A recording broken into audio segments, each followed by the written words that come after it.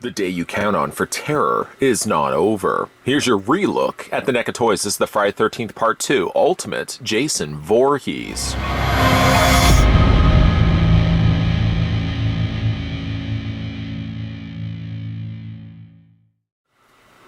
Mrs. Voorhees is dead, and Camp Crystal Lake is shut down, but a camp next to the infamous place is stalked by an unknown assailant. Ultimate Jason Voorhees comes included with Pitchfork, pickaxe, knife, spear, campfire, Pamela head, and interchangeable Jason heads.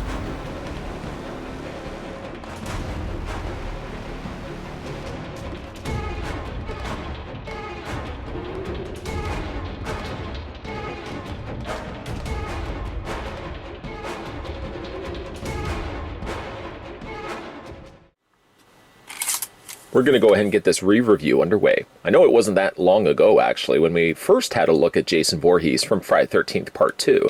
I had gotten a message over Facebook, and unfortunately, I do apologize. I don't remember the user, the person that had contacted me about it, had asked if I would consider re-reviewing Jason Voorhees from Part 2. I'm more than happy to oblige, so that's what brought us to this dance. I'm not a very good dancer.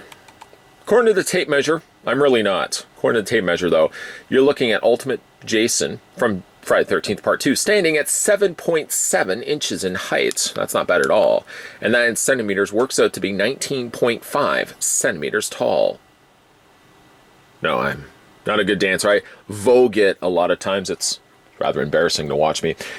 Some size comparisons will bring in Jason Voorhees from Part 4. I know I skipped over one of the films, didn't bring in Part 3 Jason, but instead decided to bring in my all-time favorite Jason from the NECA figures, of course, we've gotten over the years.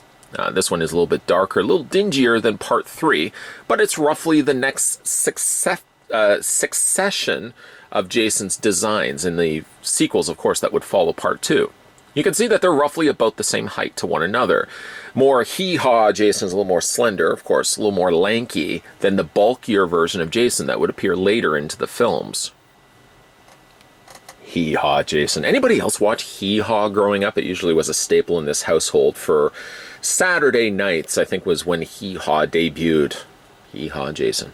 Anyways, let's have a look at the accessories that come included with the figure. A second go-around. The first thing we'll have a look at, not really remembering whether we looked at this the first time we looked at Jason, the last time. Anyways, he does come included with his campfire. A nice looking campfire. You would almost even imagine you could roast marshmallows in front of that. Ironically enough, I would use that as also a segue to mention that the same campfire was also re-released in the upcoming, or now currently released, Spirit of Splinter, which we just recently had a look at on this channel. The campfire is exactly the same, except for the fact that with the Spirit of Splinter, all the stones, as you can see around the campfire, with the Spirit of Splinter was all kind of painted and dusted in a pastel light blue. The flame itself also was done in a blue color scheme, and one thing, unfortunately, that this campfire is omitting is that the Spirit of Splinter's campfire had a little battery on the underside where this could light up. It was disappointing that, unfortunately, that got the royal treatment, if you will, of battery lighting up options, whereas this campfire doesn't have that. Maybe down the road, if NECA considers doing another maybe Camp Crystal Lake accessory pack, maybe we'll get another campfire like this with a little light up option. And I think the light up was like right underneath the logs, and it sort of flickered in a real natural lighting sort of way. I'd love to see that actually approached with this campfire. And let's not all just give the perks to the Teenage Mutant Ninja Turtles after all. I think Jason Voorhees, of course, deserves it, being that his was the first to get that exact same campfire. So I'd like to see that happen if it's possible, NECA Toys. The flame also is removable, so if you really want to have the campfire sans le flames without the fire, you can completely remove it if you want. And it, like I said, it just kind of fits in place. The hardest part sometimes is remembering which way the flames go. There we go. And it just sits in place like that. Some of the other accessories that come included with Jason, when we look at this one next, is Pamela Voorhees. Now, Pamela Voorhees is a nice additional piece, the fact that we would get this. It's a bit of a shame, however. This is now severed stump Pamela, so it doesn't sit flat. You couldn't rest this on your kitchen table if you wanted to. I'm not really sure why you would want to rest the severed head of a mother figure on the table. Let's go ahead and pick that one up. I was so shocked by that statement, I dropped her head. But this one actually doesn't come with the little circular table. Now, if you had picked up the Jason Voorhees, Pamela Voorhees set from Friday the 13th Part 2 so many years ago, that would have actually come with the little Pamela Voorhees shrine. I looked at it on this channel a long time ago, and unfortunately it's not something that I could revisit, as I sold a lot of my older horror figures with the mindset that I needed just to trim down the collection. Yeah, that was a big mistake. I should have never sold that stuff. So I really sort of regret a buyer's remorse, a seller's remorse, I suppose, that I sold that table. At the very least, I could have kept that table and displayed it behind Ultimate Jason, which of course I feel is a better looking figure, not only with both sculpt and the posability benefits that the newer figure has, but most definitely I would have made use of that table. Seller's remorse. While we're talking away, I've been showing you the detailing done on Pamela Voorhees' head. And you can see even like the teeth are starting to decay as well. What a withered husk of a woman. Looks like tree bark now, the way that her skin is starting to decay.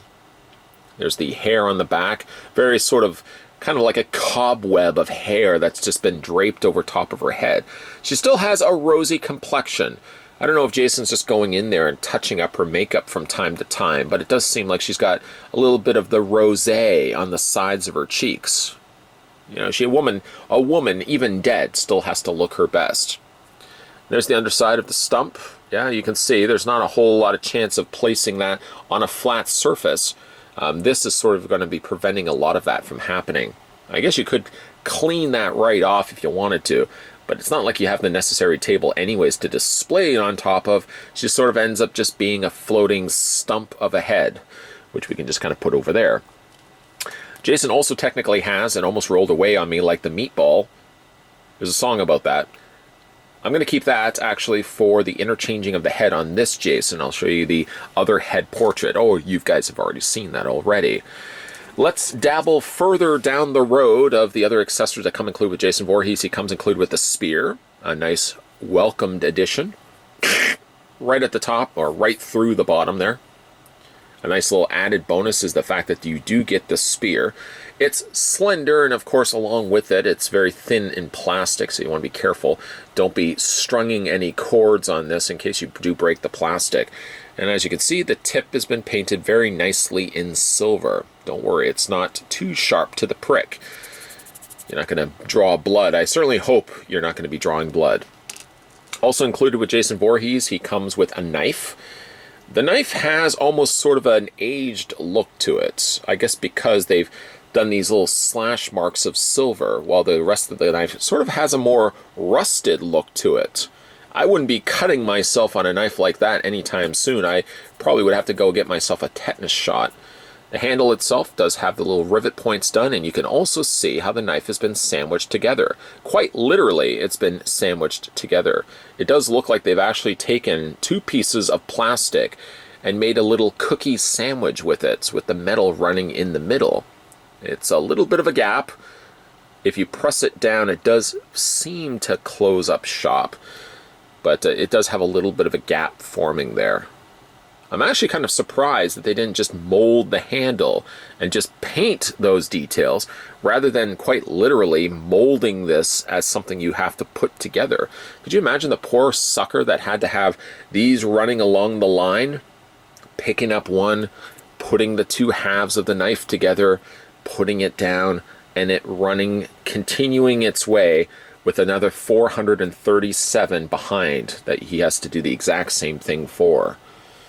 That just seems almost excessive, the fact that they had to... I know I'm talking a lot about a little plastic knife, but you got to admit, that is a little excessive, why they simply just didn't paint that and be done with it. Anyways, we'll put that to the side. Jason also comes with a slightly more curved machete. A slight departure from the more straight machete gets in the more later movies.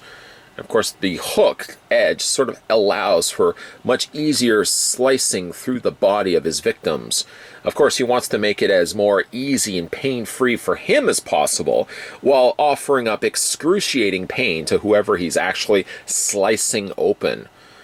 I don't know if it actually has gotten rusted or if it's just simply wear.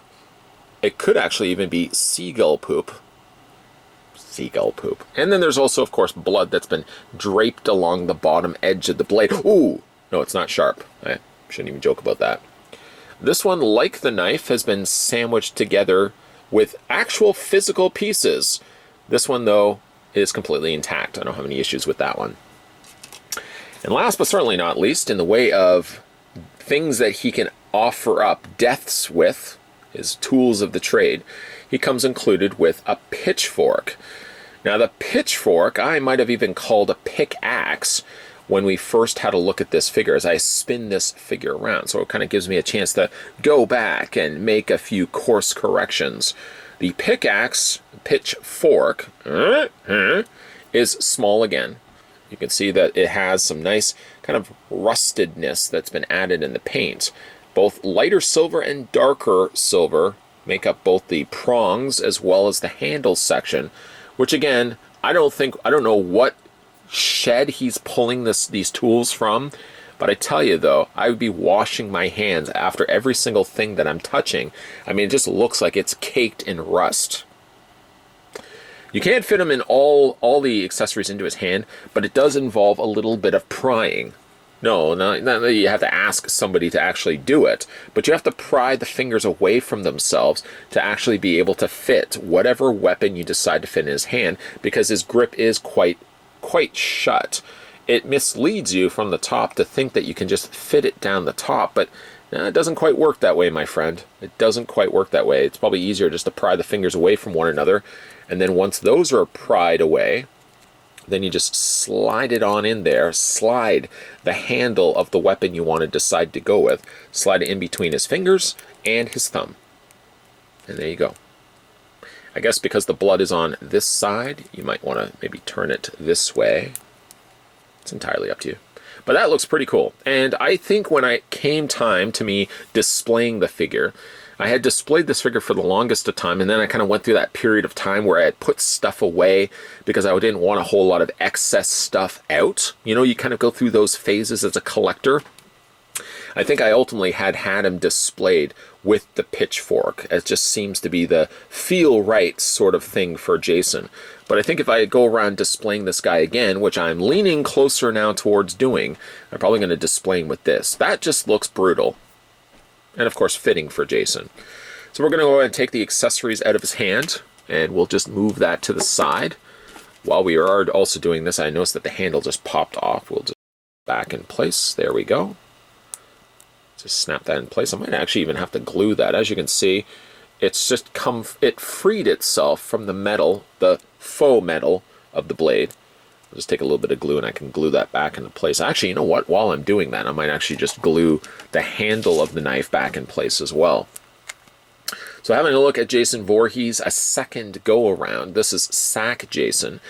I sort of cycle through what I feel is my top 5 favorite Friday the 13th. When I was younger, part 2 wasn't even part of the top 5. I feel like as I've gotten older, my appreciation for Friday the 13th part 2, I think has moved it closer and closer into the top 5 bracket. And now part 2 sits at around the second or third of my favorite films. I know that seems really quite high, but there's something really rewarding in it. You feel more... When I watch Friday the 13th Part 2, I feel like I'm more experiencing a classic 80s film, which I know kind of describes all the Friday the 13th films for the most part.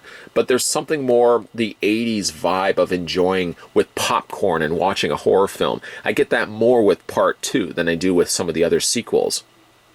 Of course, the big notable thing about Part 2 is the fact that Jason is wearing a sack, which would be the continuation as well when the 2009, 2010 Friday the 13th remake came out, which of course they paid homage to that by having Jason with the original sack mask, and then of course he changed over to the hockey mask later on. But there's something really kind of disturbingly satisfying about this particular sack head. It's very similar to the killer from the town that dreaded sundown, I believe was the name of the title, where you had a masked killer like this. One singular hole, which apparently was quite difficult to look through, and I think they used tape to tape down the other side so it actually fit closer to the actor's face, so he could actually see out the one eye, because I think the mask sat a little further, and it made things very difficult for the actor to be able to see through it. As for the mask being recreated here in plastic by NECA Toys, I think they've done a really great job on this. The eye is, I don't know, intentionally white. Maybe it's deliberately solid white like this, that it's supposed to look like the light shining down on his eyes. That iconic scene where Jason's running with the pitchfork in his hand. It's one of my all-time favorite scenes from a Friday the 13th film. The mask itself, the sack itself, has even got a sculpted in little draw line, a little drawstring there. Of course, it can't be removable, something that could be fixed later on with the retro cloth, or the earlier released, I suppose, retro cloth figure of Jason, which actually does have an actual drawstring where you could take off the sack mask. Might consider actually re-reviewing that one at some point. He has the plaid blue shirt, a combination of squares of blue and black, and of course he's got his coveralls, which are wrapped around his shoulders. The shoulders, actually, the straps are separate pieces, which I like that. It's not simply just sculpted in place. Even though your intended plan is not to actually remove these, because you really wouldn't be able to anyways, the fact that you can move those straps back and forth, I kind of feel like there's a physical thing to it, and it's not just all one hunk of plastic. As you can see there, the individual little brass snaps there and a pocket on the front. It's a rather clean looking outfit. He doesn't get a whole lot of blood all over it. While there's more kind of wear to the material of the fabric, for the most part, Jason stays pretty clean in his very hee-haw looking designed outfit. I shouldn't say hee-haw designed outfit. The wrinkling does look good on the shirt, folding and draping the way natural fabric would. That's always a good plus. You can see the little seam line running down the side there. Like, I just really imagine that somebody would have taken the time and known how fabric, this is NECA of course, someone over at NECA would have known how fabric draped. Maybe they had somebody in the room and said, hey Gary, can you put on this shirt for a second and have it just sitting on you? And maybe they just sculpted based on that.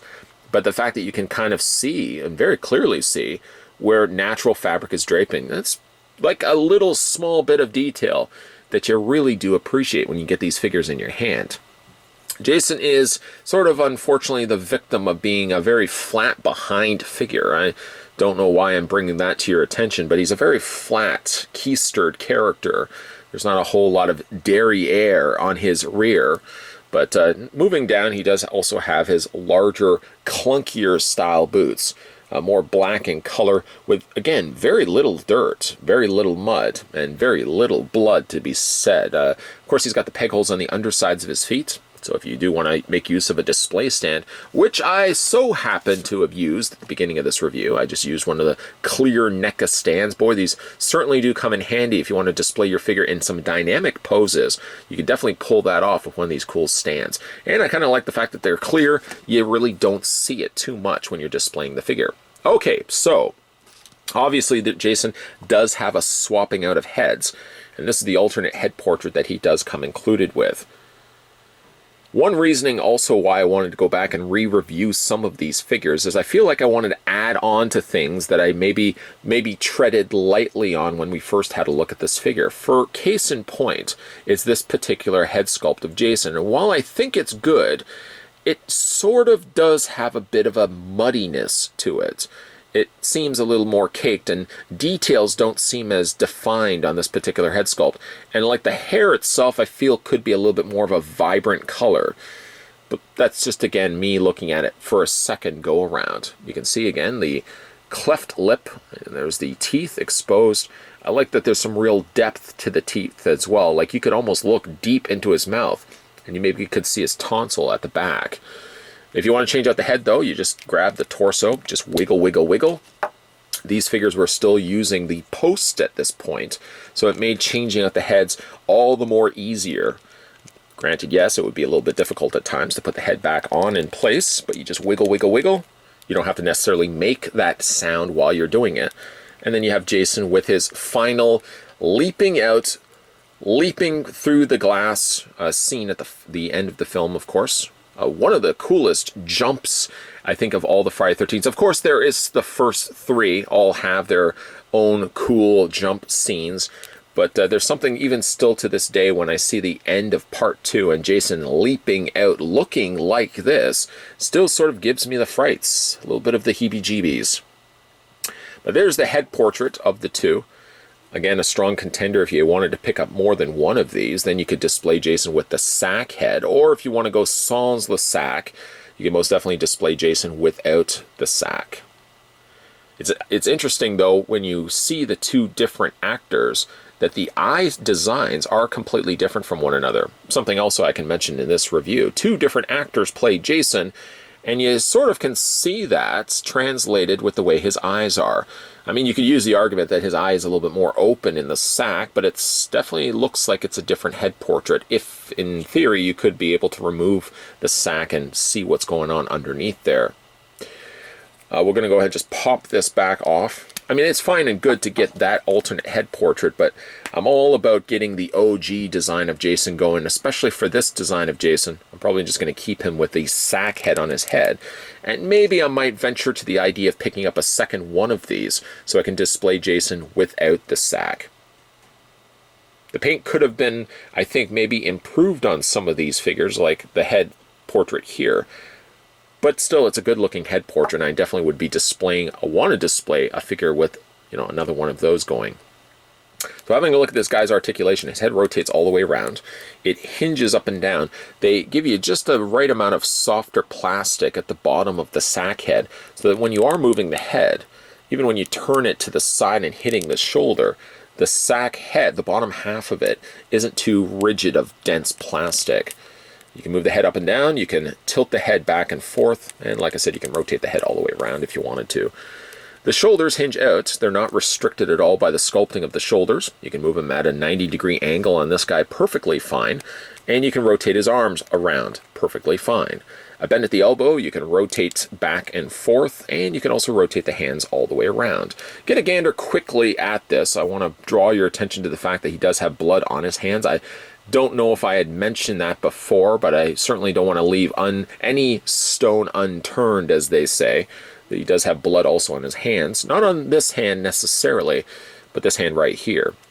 I think they would have really benefited also by giving him the black... Oh, did they give him the black nail? I don't even think I've ever looked for this before. Did they give him the black nail? They gave him the black nail. Fancy that. Glad I actually did a re-review of this guy. They actually gave him a black nail. I never really thought to look at that before. The torso rotates back and forth. Fancy that, eh? Black nail. Legs split out to about there. And you can move the leg forward, you can move the leg back. He has a swivel basically at the top cut where the thigh attaches to that ball joint. The leg bends at the knee, which you therefore can then also rotate the lower leg. And you can also rotate the feet back and forth, up and down, and he does also have an ankle pivot. Go look at that. He's got a black nail. What is the chances perhaps that's just a little slip of paint? But if that is an intended black nail, let me just put the figure down here for a second. Well done, NECA Toys. Well done. Maybe not everybody's designed to look for Jason. I mean, really, when you think of Jason Voorhees, you generally think of the hockey mask. We'll just move this out of the way over here. You might generally think of this guy. Of course, the Jason Voorhees with the hockey mask. But there's something endearing, of course, with the more hick-designed Jason, treading lightly for the way I'm describing the figure. I always liked him in the coveralls. The plaid shirt always had a good look to him. And the fact that you only could see that one eye just sort of peering away at you, it always just looked like a really neat designed Jason for me. Of course, my desired look is this guy right here. But there's something, again, very, very charming, not only about the design of Jason from Friday the 13th Part 2, but Friday the 13th Part 2 as well has quickly become, as an adult, one of my personal favorite films. Now, if you were to ask me again, maybe a couple of months from now, maybe my opinion may change. But as it currently stands right now, and for the longest of times, my top 5 favorite Friday the 13th films were in this order: 4, 3, 6, 2, and 5. If you had asked me in high school, granted, what my favorite Friday the 13th films, it would have been completely different. I would have gone with the more exciting, what I felt at the time was more exciting films, and 7 definitely would have been in there, maybe along with Part 8. But again, times have changed, my tastes have changed, and I feel as an adult I can appreciate some of the more drier, slower paced Friday the 13th films. And one of the reasonings why I always go back to Part 2. There's something different, of course, from Part 2. Obviously, Part 1 and Part 2 have something in common, and that's the fact that it's a Jason Voorhees that's very different from the rest of the franchise. Pamela Voorhees was, of course, I'm not spoiling, I'm sure, anything by this stretch of the game. Pamela Voorhees obviously was the killer in the first film. Jason Voorhees was the killer in the second film, but he wasn't wearing the hockey mask. And because of that, there's something different and appealing about the first 2 films, even though Part 1 really never makes my top 5 list. Part 2, seeing Jason running around with a sack on his head and dressed the way he's dressed, is very different from the Jasons that we would get in all the subsequent sequels.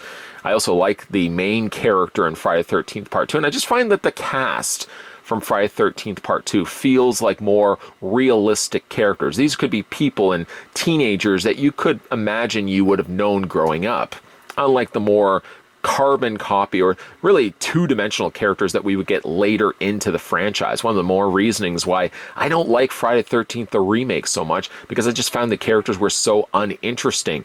I never have that problem when I watch Friday the 13th Part 2. NECA toys, of course, have graced us by giving us an ultimate version of this figure. Up to this point, we did get ourselves a Jason under the Cult Classics banner, which originally was released without the shrine to Pamela Voorhees, and then later released, it was released in a 2-pack with the Shrine of Pamela.